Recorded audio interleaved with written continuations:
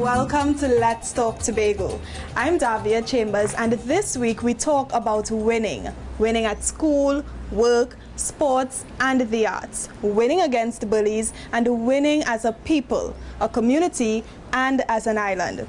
What's also winning is this dream house, Villa Mirage. We're in Black Rock with lots to talk about. So let's get started with our brief roundup. All dressed up, shiny and like new. It's Tobago Day. It's a silver anniversary for the Roxborough Police Youth Club and victory for the boys and girls at Bonaccord Primary School. We've got top stories and more when Let's Talk Tobago continues. The Tobago House of Assembly has a plan, the Comprehensive Economic Development Plan, CEDP, and it is for all of us. Are you ready to benefit from higher levels of development in Tobago and a higher standard of living? We ready! The priority areas are branding Tobago, clean, green, safe and serene, business development and entrepreneurship. Are you ready? Human capital development. I'm ready. Social development and resilience. I'm ready. Improved infrastructure and utilities. Enhanced safety and security. I'm ready. Environmental sustainability. Tourism. Are you ready? Marine resources and forestry. Are you ready? Good governance and institutional reform. The CEDP is ready. Join us and get on board. Let's travel the island, straight back to my land, even to Thailand. We are here in Black Rock at Villa Mirage. It was built by Glenford Small for Robert Bartella, the founder of the Heritage Leisure Group. Now, our top story is a celebration of sorts and a recognition that the business of Tobago is for, by, and about the people. Here's Omadara Mills to tell us how Tobago Day came to be. I'm walking in power, I'm walking in miracles, I live a life of favor, because I know who I am. This is the start of the first ever Tobago Day, a Thanksgiving ceremony entitled Joyful, Joyful. Tobago Day replaces Assembly Day, which was held to commemorate the reinstitution of the Tobago House of Assembly and its contribution to Tobago's development over the past 35 years. The invitation for all Tobagonians to participate in the celebration of Tobago Day is in keeping with the Assembly's mission to get everyone involved in the continued sustainable development of the island. Once you move the emphasis from the Tobago House of Assembly to Tobago, it really calls for a different thinking in terms of the way people see the governance of Tobago, and recognize that as ordinary citizens, we participate and we basically are the government of Tobago. And it is not about the 12 members that we elect only, it's about the whole population of Tobago becoming involved in the governance of Tobago and in moving Tobago forward. The celebrations are taking place under the theme The Journey Continues.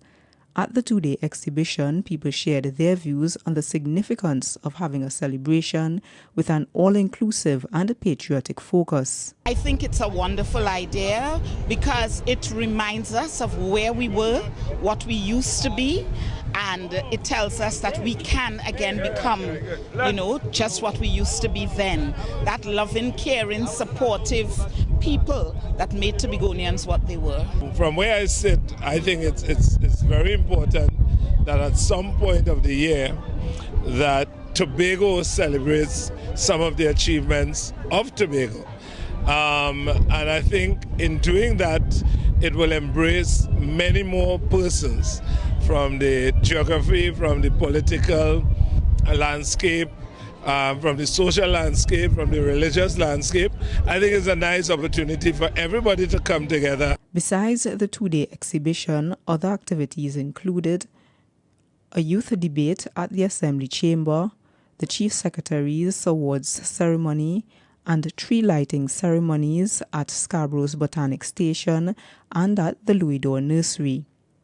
I'm Omadara Mills for Let's Talk Tobago. Walt Disney, the iconic creator of Mickey Mouse, once said, "If you can dream it, you can do it." And the case in point, Robert Bartella dreamed of living by the sea. And voila, he owns Villa Mirage. By the way, this isn't his only beach house. You see, dreams can come true. And speaking of dreams coming true, in our next story, history is made by the Bonaccord Primary School. And that moment, summed up in one word, is proud. Keyshawn Wilson shares the highlights. The Bonaccord Government Primary School's boys and girls under 15 football teams journey to Trinidad to battle for the Atlantic Primary School's National Football League title. They return to Tobago with both the winning silverware and the hope that they'll be able to retain the trophies next year. What contributed to the two-time victory? I think we put in the preparation. We throw these girls, I talk about the girls, we throw them at the deep end of the Tobago Football League Association open category. We have about 5 or 6 of them played. Team beat us all kind of 10 and 9 and so on. But we know exactly when we want to win and who we want to target. And then we have, Phoenix have a very vibrant clinic, the academy, Phoenix Football Academy. They all come to the academy. In the boys' final, Bonaccord Government whipped Couva South Government 5-2, with Captain Kyle Jack not only opening, but completing his hat-trick. The girls were even more devastating, hammering St. Agnes Girls Anglican Primary 5-0. It's a victory that Tobago hasn't seen in decades. I'm very happy for the kids. I feel good to have been a part of it. I was very confident that the girls would go all the way. The boys, I knew we would have to dig deep and put out our best effort, you know. So my last words to the boys before they started the game were that if that team had to beat us, let them beat us when we were at our best. Let us go out there and play our best football. The triumph left both captains Kyle Jack and Diamond Arthur overjoyed. I feel very proud that as the blow at the whistle, go straight to attack and score the first opening goal. The victory was good. We were the heart of Tobago, and nice to be champions in Tobago. I feel proud of myself and I feel proud of my team, and I didn't know we was going to win this game here, but when I see the first goal score, I feel very happy and I know we would have win. The skippers were also named MVPs of the tournament. So as Bonaccord Primary sets out to prepare for next year's tournament, the principal, Desma Frank, thinks victory will be theirs once more. She says the key to their success is hard work, both in the classroom and on the pitch. The teams were fully supported by the Division of Education, Youth Affairs and Sport. I'm Keyshawn Wilson for Let's Talk Tobago. Now that was a winning story, but back to this beautiful place. Getting here is quite easy. The property is approximately 20 minutes from the ANR International Airport and about the same time from the port in Scarborough. Next, we've got more winners, and this is no dare, it's truth. We travel to Speyside for the story on student filmmakers who combined science and the latest in technology to create art. And the result? Have a look at this. What's the thing right there?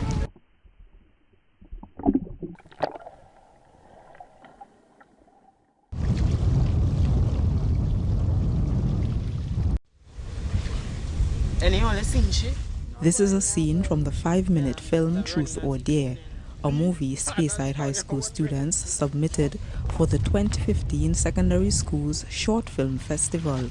It required an underwater camera and a dry ice. For the students' innovation, they captured the STEM, Science, Technology, Engineering and Mathematics category at the festival's awards ceremony. It's one prize they were confident about bringing back home. We were expecting to win the BGTT STEM Award because in our film we had a lot of, well, not really a lot, but some science in it. We used dry ice as a way to make the effect of a person changing underwater. So when you threw the dry ice into the water, it started to bubble and smoke, and we were like, this would win. This is a winner for sure. The students also picked up the award for Best Environmental Film.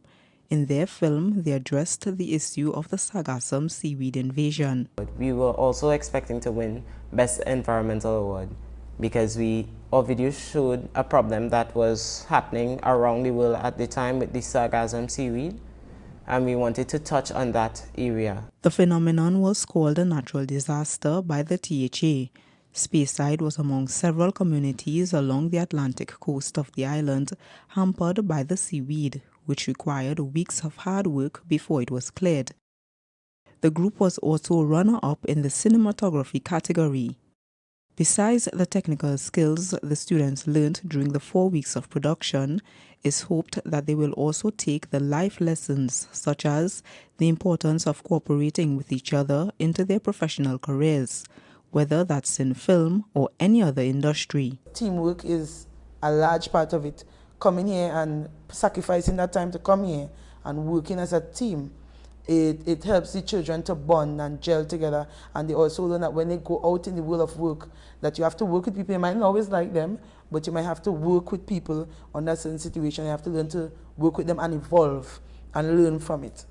The Division of Education, Youth Affairs and Sport provided financial support to the students to cover traveling expenses to the awards ceremony. I'm Umadara Mills for Let's Talk Tobago. What's black and white with smiles all over? The details in our next story when we return from these messages. We'll be right back. Going to Barbados? Why continue to pay high prices when you can get there for only US $231.95, all taxes included? Yes, you heard right. You can now travel to Barbados from Tobago for a mere US $231.95 on Gold's weekly service. So if you're going to Barbados for business, the beach, crop over, or attending university, stop wasting your money on those other high-priced airlines and get there for a fraction of the cost. To book, just log on to www.vogel.com.br. Barbados just got closer. We join you again from the ground floor terrace at Villa Mirage. It's perfect for breakfast with the family, unwinding after a swim, and simply enjoying the sights. It's a silver jubilee. The Roxborough Police Youth Club celebrates 25 years of community building and outreach, and we've got the high points. Take a look. It was a black and white themed event, but nothing about the evening was bland when the Roxborough Police Youth Club celebrated 25 years of existence. This organization quickly became a home and platform to many young persons throughout Roxborough and environs who received support through various interventions and youth initiatives. The Police Youth Club has had a strong reputation for growth since being established on the island. The RPYC has won numerous awards right here in Tobago as well as in Trinidad. We remain humbled yet thankful, having captured the Hummingbird Medal Awards at the 50th anniversary of independence and the J.B. Fernandez Award for NGO Excellence in Trinidad and Tobago. Acting Commissioner of Police Stephen Williams congratulated the club for being #1 in the country. He says the club has been able to show the level of sustainability any organization needs to be successful. Roxborough Police Youth Club has stood out at the national level and has been effectively rewarded at national level in clear recognition by a Hummingbird Medal at the National Awards at the 50th anniversary, and that's tremendous. There is no other youth club with a higher level of national achievement than the Roxborough Police Youth Club. But the club couldn't achieve success without members. So, the youth club also awarded members of the club in areas of academics, business, special service, and culture. The theme for the silver anniversary is Celebrating Our Past, Charting the Course for Our Future. I'm Keishon Wilson for Let's Talk Tobago. We bring you current affairs from a fabulous location every week. This week, it's the Mediterranean-styled Villa Mirage. You could sit right here and get an exquisite view of Courland Bay. It just melts the stress away. Okay, let's speak up Tobago. Say no to bullying. The fight to end the pervasive bullying in our schools, communities, and on social media continues. But in this next story, we've got a short film that's making a difference. You see many videos on social media sites like this. inciting abuse, hate, shame, and provoking thoughts of suicide. But this video entitled Bullying the Source, which was produced by the group Forerunners, was done with the intent to speak out against bullying, and with its anti-bullying message and high scores for the production value, is the winner of the Speak Up Tobago Say No to Bullying campaign. That's a competition where students created short videos to address the various forms of bullying. The videos reinforced the values of peace, love, and thinking before you act. I'm thrilled by the quantity and the quality of videos that were uploaded to this site, and I want to commend all of you, the participants who took part, for demonstrating your desire for a better society. Second place went to Speak Up by Carissa McClaw and the team, while the group 90s Nomads took third place and the People's Choice Awards for their video Don't Press Send. The competition is facilitated by the founder of the website newstube.tv. Mr. Ryan wants to address the issues of bullying and negative peer pressure in a positive way and involve one of the age groups that's most affected by such material. So when you are participating online, when you're just reacting to something, remember that it's part of a domino effect, and take seriously what you add your voice to, take seriously what you share or comment on. This is the second year of the competition, which aims to teach young people about the effects videos and social media can have in changing lives. We're constantly voting on what we want the world to be when we participate, and you do things intuitively and without thinking of the impact you're making, but everything that you do online, you're actually affecting what the future of the world is going to be, and I take that very, very seriously. The event was supported by several bodies, including the Division of Community Development and Culture and the Division of Education, Youth Affairs and Sport. I'm Umadara Mills for Let's Talk Tobago. Mount Irving Beach is about a 5-minute drive from here, but you don't have to leave the veranda at the villa to catch a stunning sunset and hear the roar of the ocean. From a roar to the sweet sounds of our past, traditional pan and calypso takes center stage at this year's celebration in honor of Black History. More on this from Kimberly Joe. The night began with a procession through the streets of Mount Pleasant, led by Carib Dixieland. Dancing along were the Bell Garden Tambu Bambu Group, the Zante dancers, masqueraders, and many carnival characters.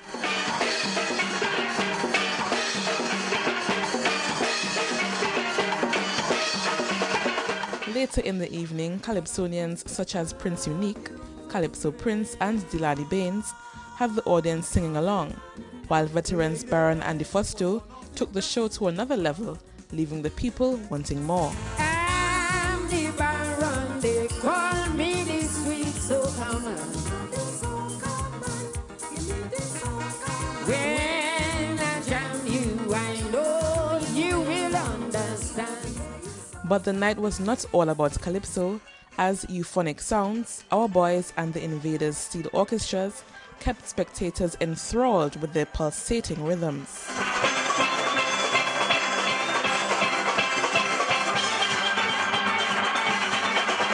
And why would the steel pan be featured in celebrations of Black History Month?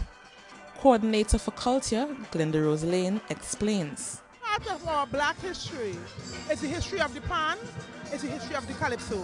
The calypso coming from the tradition of the griot, which is the storytellers of Africa, the singing griot, where the calypso art form really came from in the sense of migration through slavery. As it pertains to pan, pan is the instrument that really started within the diaspora, started within Trinidad and Tobago, based on our Black culture. In the midst of reveling in the sweet pan, these patrons took some time to tell us how much they were enjoying the event. It was fantastic. Every moment, I enjoyed every minute of it. I love it that we can come out to a local community event. This is my neighborhood. And enjoy pan in the street, have a jump around. Pan and Calypso event was the first of a 3-day weekend, celebrating Black History Month in Tobago. From the Division of Community Development and Culture, I'm Kimberly Job for Let's Talk Tobago. It's always the right time to talk about young talent and steel bands. More when Let's Talk Tobago continues. We'll be right back.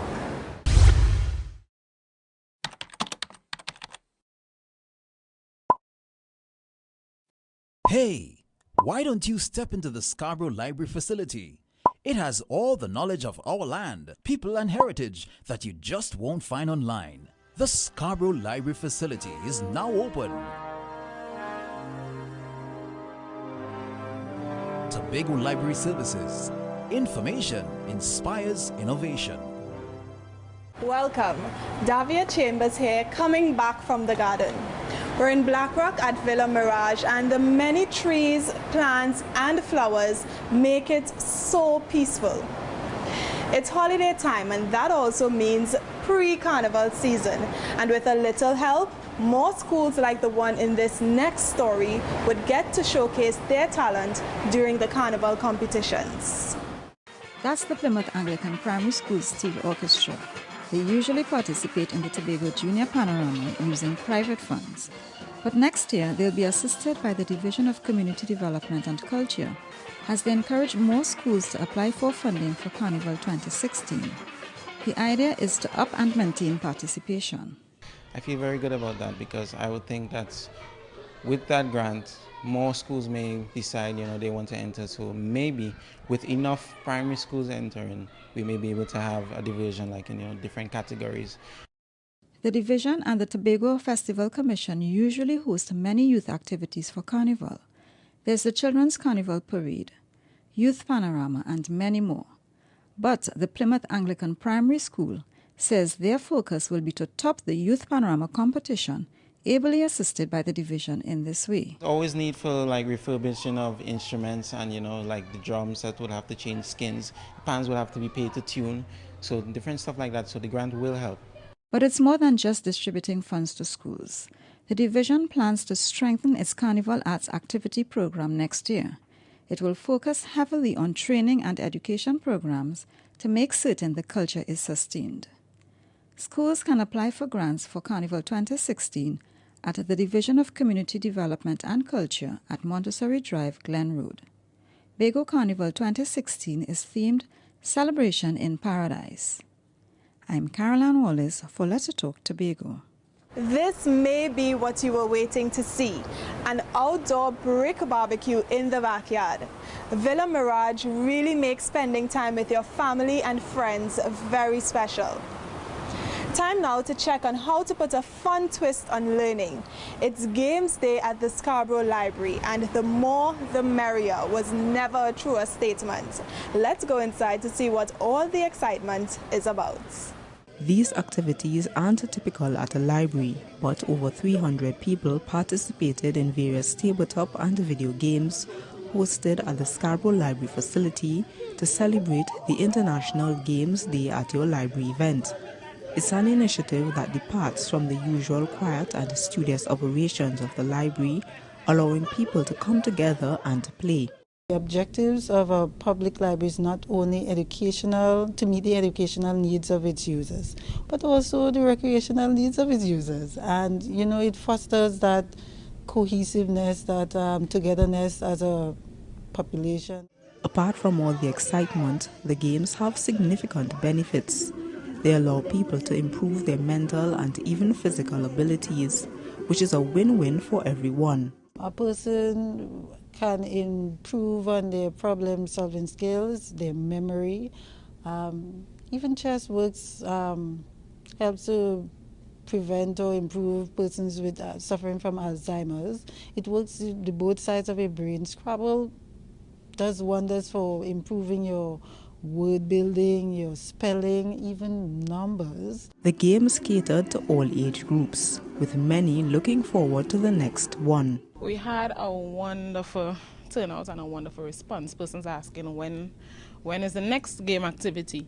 Unfortunately, or fortunately, it's next day, International Games Day. Next day would be celebrated on November 19th. It's the third Saturday of November each year. So we're already planning for that because persons are really anxious and asking us already, when are we having the next one? The Scarborough Library facility joined thousands of people at libraries around the world to celebrate the event, which started 8 years ago. I'm Umadara Mills for Let's Talk Tobago. Villa Mirage has been the setting for many weddings and receptions. Its open space is also great for reunions and birthday parties. Remember that concert that you and I needed to take our minds off the long Christmas to-do list?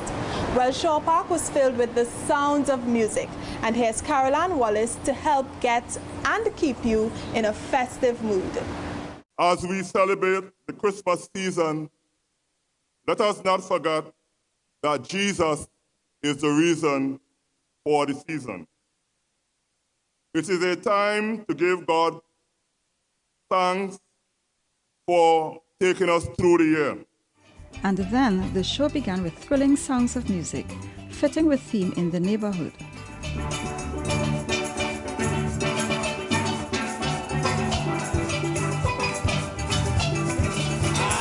Morning neighbor, morning neighbor.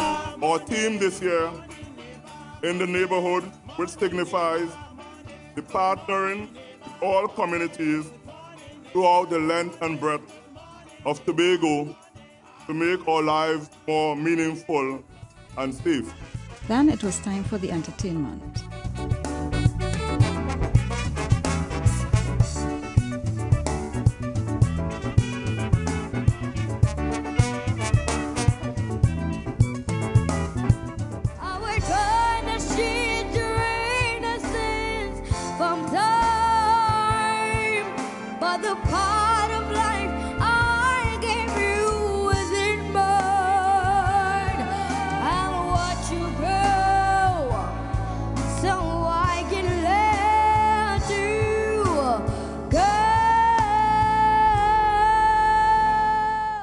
And there were also drama scenes. Let me tell you, wait a minute. What is going on by the school down by Scott Street there? I pass and I notice a police jeep on the compound. Something wrong? Not one thing wrong, okay? Now you see what happened with all the bullying and thing now. The school asked the police if they would come and get the children a little motivational talk. Oh, God. Well, I'm glad they're doing that because I read the papers here and you see what's going on in Trinidad. Oh, gosh. Anytime Trinidad sneezes, Tobago does catch the cold. This was the 30th year that the TTPS hosted their Christmas concert in Tobago.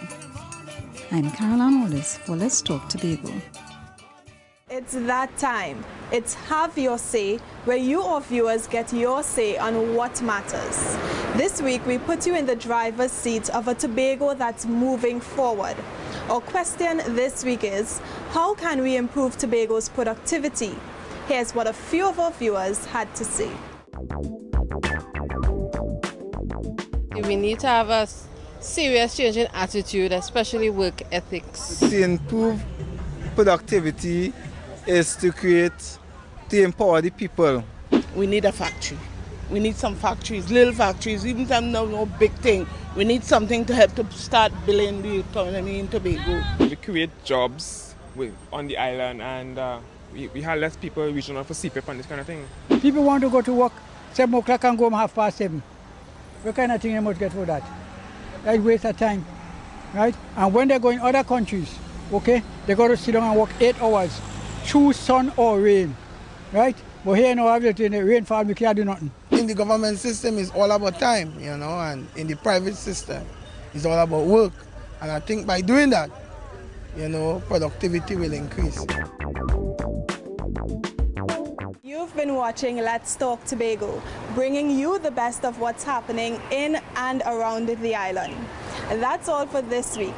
If you have a story, know of a wonderful villa, or have a comment or query about our program, email us and tell us about it. We love receiving your letters. Or you can visit our website at www.tha.gov.tt and be sure to like us on Facebook and subscribe to our YouTube channel. I'm Davia Chambers. On behalf of all of us at the Department of Information, thank you for spending this time with us. Have a safe and productive week.